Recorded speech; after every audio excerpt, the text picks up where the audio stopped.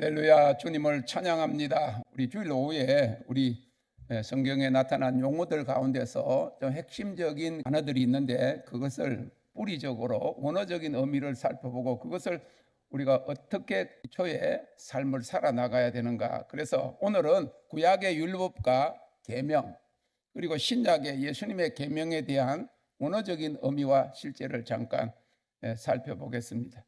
토라는 율법인데 유대교의 경전인 모세오경을 뜻합니다.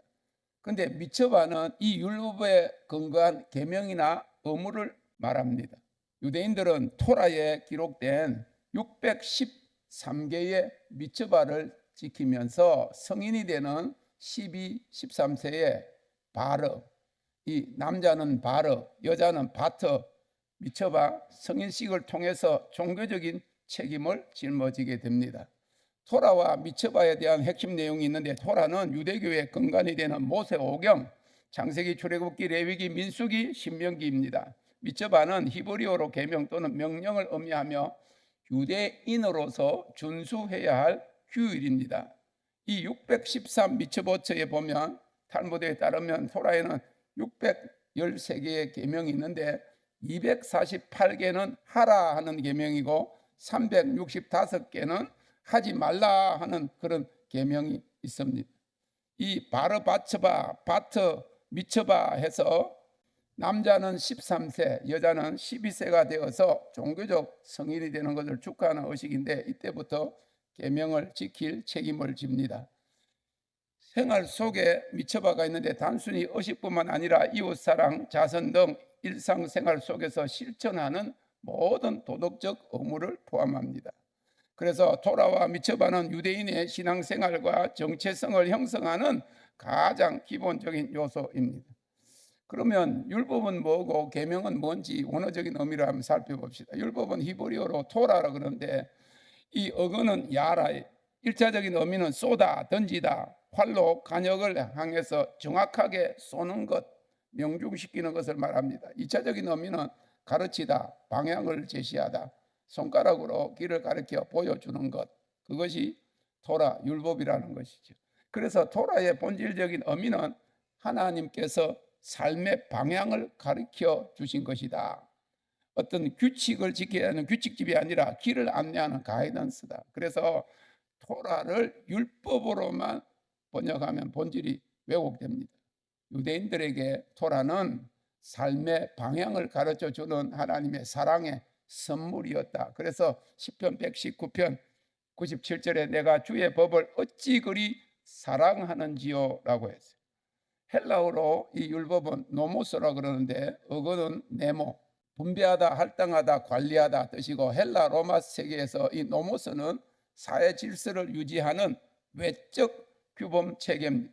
그러니까 우리나라의 교통 규칙을 이렇게 지켜야 한다 하는 그런 이제 사람들끼리 모여서 살 때 사회적인 규칙을 이야기합니다. 70인역이 뭔가 하면 토라를 율법을 구약을 신약으로 그 헬라어로 번역한 것이 70인역이에요. 이 토라를 노모스로 번역하면서 의미의 법적 경직화가 발생이 되었다. 무슨 말인가 하면 법적 조한이 되었다. 아까 이야기한 본래 율법은 하나님의 삶의 방향을 가르쳐주는 사랑의 계명인데 로마 그 헬라적으로 넘어오면서 이것을 법적으로 지키지 않으면 뭐 벌금을 주는 것처럼 그런 경직화가 발생했다. 그래서 바울이 율법을 비판할 때는 이 노모스적 이해, 강제적으로 규범을 만들어서 규칙을 지키게 하는 것, 그것을 비판했다 그 말이지. 예수님이 완성하러 오신 것은 토라적인 의미다 그 말. 하나님의 가르침과 방향이다. 이에 반해서 계명은 미처바라 그러는데 그리고 헬라어로는 엔톨레라고 그래요. 히브리어는 미처바, 차바에서 왔습니다. 명하다, 위임하다, 파견하다. 군사적인 맥락으로서 지휘관이 사명을 부여해서 병사를 파견하는 것이다. 단순히 어떤 것을 금지하고 어떤 것을 허용하는 그런 것이 아니라 사명과 목적을 부여하는 그런 위임, 명령이다. 그렇게 봅니다. 유대 전통에서 미tzvah는 613개로 짓게 되지만 핵심은 하나님과의 언약 관계 안에서의 응답이다. 미tzvah를 행하는 것은 하나님의 뜻에 동참하는 것이다.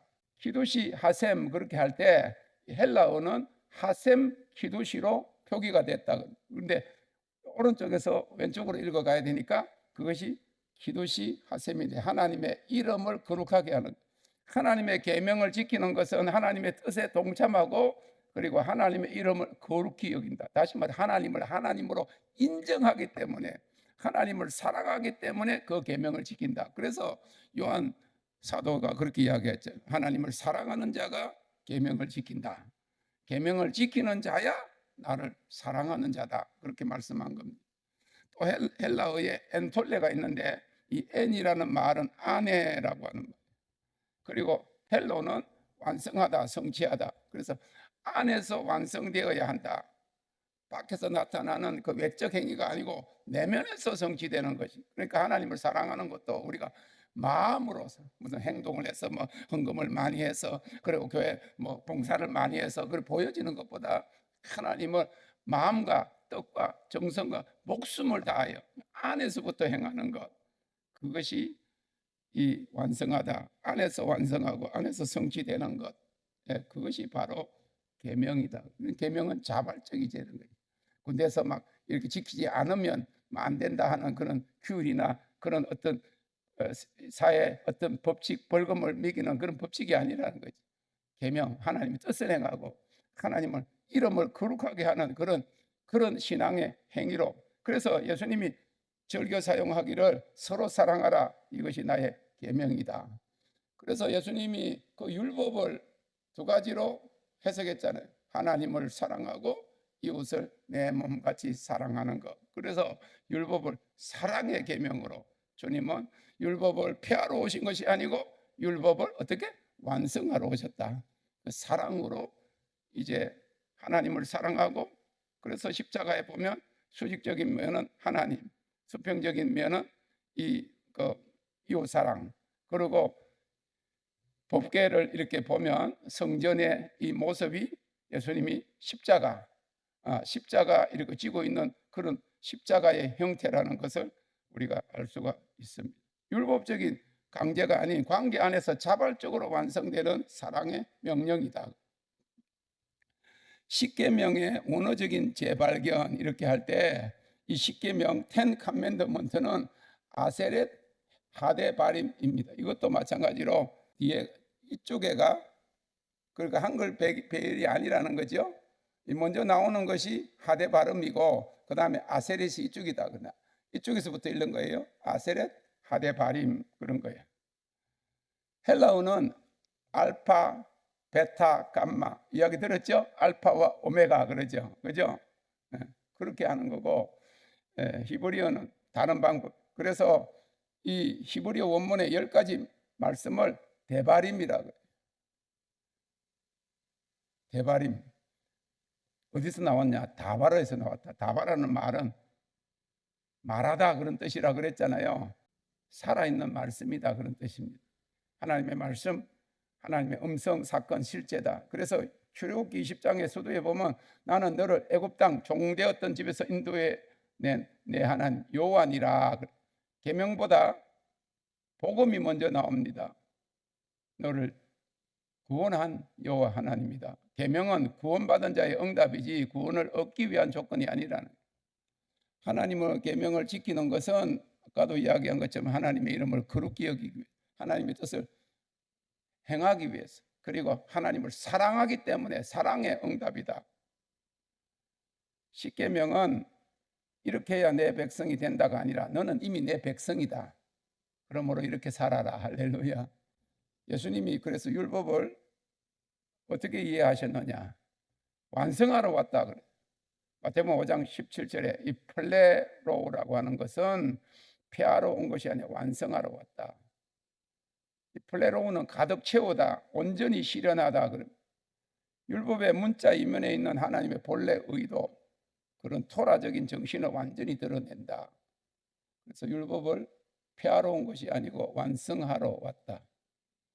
산상구 수훈에도 보면 옛적에 말한 바, 그러니까 예수님은 항상 구약에는 이렇게 말했다. 모세를 통해서 선지자 통해서 이렇게 말하는데 나는 이렇게 말하노라 하는 것은 그거를 배척한 것이 아니고 그것을 재해석하기 위해 하시는 것이다 그 말. 예수님은 율법을 폐기하거나 완화하지 않고 그것이 너무 무거우니까 그것을 감해준다든지 그 거룩의 차원을 낮추고 그런 게 아니에요. 외적 행위에서 내면 동기의 차원으로 심화시키 오히려 더 율법을 보면 확대한 거예요 개념은. 왜냐하면 간음하는 것을 실질적으로 남의 여자를 취하는 것을 간음이라 그랬는데 율법을 예수님은 마음으로 간음하는 것까지 해서 어느 게 더 이거 더 깊은 의미잖아요. 그러니까 남자나 여자가 음욕으로 물질의 욕심을 보고 이렇게 하면 그것이 이미 죄를 범하였느니라 하니까 오히려 이 율법의 그 마음 안에서 행해져야 할 그런 부분까지 이야기했다. 그래서 살인을 분노하고 멸시하는 것. 그래서 예수님은 형제를 향하여 라가라라고 그렇게 이야기하면 너는 실족게 하는 자가 되고 넌 지옥에 떨어진다. 지옥 불못에 떨어진다. 라가라는 말은 뭔가 바보, 멍청이 그렇게 이야기. 지금은 생욕을 때리하고 와 진짜 거듭나지 않아서 목회를 한 것 같아요. 거듭났다는 것은 새롭게 태어났다. 그러니까 말이나 행동이나 행실이나 달라야 돼. 목사가 되어가지고 그런 그대로 행했다 하는 자기 엄마가 해서 배운 걸 그대로 했다고 하는 것은 저는 그 생각도 해봤어요. 일반 직장에서 그랬으면 한 달도 안 돼가지고 그 사람 분명히 문제됐어요. 그런데 수십 년을 목회해도 그 교회 안에서 그게 그렇게 했다는 것이 얼마나 교회가 더 진리와 일반 직장에서 만약에 그래 봐요. 당장 고발하고 당장 명예훼손되고 그러죠. 그 잊지 못해. 국가기관에서도 그렇고 일반 사기업에서 그런데 교회 안에서 그런 일이 존재할 수가 있느냐 그 말입니다.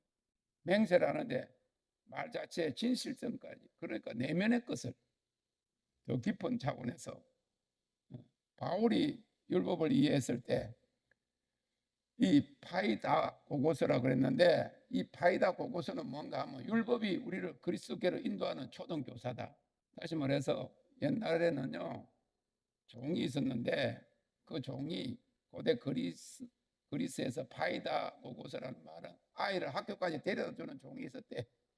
교사가 아니고 안내자, 애를 돌봐가지고 보호하는 학교 데려다 주고 데리고 오는 그런 역할이 율법의 기능이다. 그리스도가 오시기까지 우리를 하나님의 방향으로 인도하는 그런 임시 역할이다. 예수님께서 그리스도 자신이 율법을 완성하러 왔다. 그래서 율법은 예수 그리스도는 율법의 완성이 그리스도 안에서 율법은 폐기된 것이 아니라 목적을 완성했다. 사랑이 예수님 말씀은 사랑이 율법과 계명의 완성이라는 거죠. 로마서 13장 10절에 사랑은 율법의 완성이다 그래요. 이 플레로마 우리가 성령 충만 이렇게 할 때 플레로마 이야기를 많이 해요. 플레로마 그게 가득하다, 충만하다 그렇게 이야기를 합니다. 플레로마 성령의 충만함. 그래서 율법과 계명 그리고 예수님의 그 해석들 핵심 요약을 하면 토라는 하나님이 삶의 방향을 가르쳐 주신 사랑의 가르침이다. 미처바는 하나님 우리에게 위임하신 사명이다. 계명의 목적은 구원의 조건이 아닌 구원받은 자의 응답이다. 구원받기 위해서 율법을 지키는 것이 아니고 택한 하나님 백성 되었기 때문에 그 사랑의 응답으로 그 계명을 지키는 것이다. 삶의 방향을 가르쳐 주는 거예요. 예수님은 율법의 폐기자가 아닌 토라의 완성자입니다. 완성의 방법은 외적 준수만 아니라 내면의 변화와 사랑의 충만을 통해서 사랑으로 계명을 지키게 하십니다. 율법과 계명의 문화적인 의미를 회복할 때 신앙은 의무의 종교에서 관계의 응답으로 전환되는 거지. 그래서 종교는 이런 모든 규율로 그런 의무로 묶어버리는. 그런데 우리 참된 진리, 믿음, 그 사랑은 구원받은 하나님 백성들이 은혜의 보답으로 하는 것이다. 할렐루야. 마음으로 하는 것이다. 주님을 찬양합니다.